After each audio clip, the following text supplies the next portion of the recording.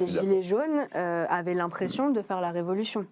Que ça échoue ou pas à la fin, c'est pas, en tout cas à l'intérieur du mouvement, il y avait le sentiment et la croyance d'être en train de mener la révolution. À la grande différence de ce que j'ai pu observer dans d'autres mouvements sociaux, que ce soit syndicaux sur les retraites ou sur l'écologie par exemple, où les participants n'étaient pas du tout habités de la même croyance qu'ils étaient en train de faire une révolution et qu'ils allaient y arriver. Aussi parce que peut-être que les Gilets jaunes avaient moins d'expérience dans le mouvement social, ils ont été moins déçus aussi. Il y en a plein, c'est comme je l'ai dit, c'était la première fois qu'ils prenaient la rue et puis en plus tout de suite très très fort avec des actions très très fortes dont on parlait énormément. Il n'y a pas eu cette fatigue de la manifestation, du militantisme, etc. C'est des illusions accumulées année après année qui peuvent expliquer sans doute aussi une espèce de forme rituelle et un peu qu'on a déjà abandonné en fait l'idée de gagner vraiment, qui change beaucoup de choses. Ça c'est sûr. Si on ne sait pas tant qu'ils croient ce que les médias disent, comme c'était dit